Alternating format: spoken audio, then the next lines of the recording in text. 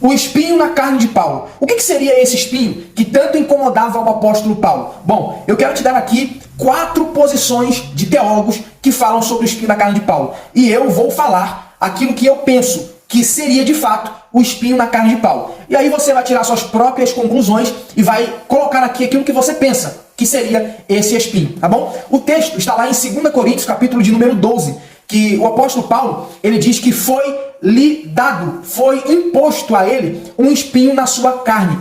No mundo antigo, quando os soldados pegavam os seus prisioneiros e queriam maltratá-los, eles pegavam um pedaço de madeira pontiagudo e enfiavam dentro da pele dos prisioneiros para lhe causar dor, sofrimento. Então esse espinho que é citado no texto, no grego, faz menção a este sofrimento dos prisioneiros que eram maltratados. E Paulo vai falar que esse espinho que foi colocado na sua carne, ele ora 3 vezes para que Deus retirasse, mas Deus disse, não vou tirar, a minha graça te basta, Paulo. Então a gente vai considerar aqui o que seria esse espinho na carne de Paulo, tá certo? A primeira proposta do que seria esse espinho na carne de Paulo fala-se da oposição ao ministério do apóstolo Paulo. Ele vai falar várias vezes sobre aquilo que ele estava passando, sobre as suas perseguições, os seus naufrágios, as chicotadas que ele havia tomado. Então ele vem citando as suas oposições. E essa ideia é defendida pelos teólogos patrísticos e medievais, ok? Então eles defendem que esse espinho seria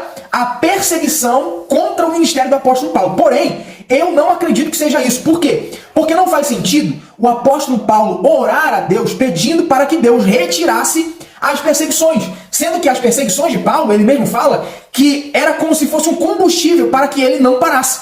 E ele diz isso em uma das suas cartas, se não me falha a memória, em Filipenses, que ele diz que pelas suas perseguições, a igreja de Cristo, ela prosseguia, ela continuava, ela avançava, porque olhava para Paulo sendo perseguido e dizia, poxa, se Paulo sendo perseguido não para, nós que estamos aqui soltos, devemos continuar, devemos propagar o evangelho. Então, isso não faz sentido. A segunda proposta que eu quero colocar aqui para você é de alguns teólogos reformadores que dizem que esse espinho tem a ver com conflitos morais e pessoais do apóstolo Paulo. Inclusive, João Calvino pensava desta forma, que o espinho na carne de Paulo seria conflitos do apóstolo Paulo morais, conflitos morais e pessoais do apóstolo Paulo. Ele tinha algum problema com sexualidade e ele orou a Deus 3 vezes para que retirasse. Eu não compactuo dessa ideia. Por quê? Porque também não faz sentido. Se esse espinho foi colocado por Deus, ele permitiu que Satanás colocasse esse espinho, então, se foi Deus que colocou, eu vou dizer que Deus tenta. E está contrário ao que a Bíblia diz. A Bíblia diz que ninguém que é tentado diga, de Deus sou tentado, porque Deus não tenta a ninguém. Então, esta ideia cai por terra,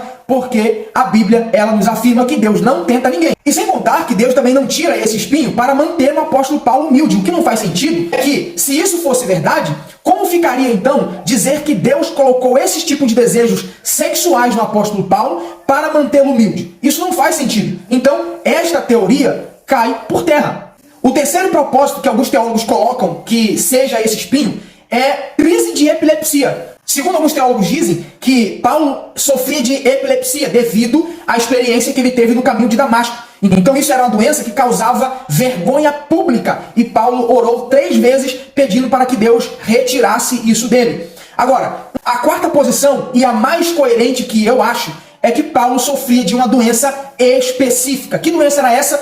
A doença da sua visão. Paulo tinha problema com a sua visão. Talvez devido à experiência que ele teve lá em Damasco, que ele viu aquela luz muito forte e ele ficou cego, e aquilo fez com que refletisse em toda a sua vida. Isto era um espinho na carne, permitido por Deus, para que ele não se vangloriasse. Portanto, que quando ele vai escrever uma de suas epístolas, ele diz o seguinte, vede com grandes letras vos escrevo. Então Paulo, pelo fato dele não enxergar bem, ele escrevia as saudações das suas epístolas de forma gigantesca, porque Paulo tinha problemas na sua visão. Para mim, esta é a mais coerente visão em relação a esse texto. Por quê?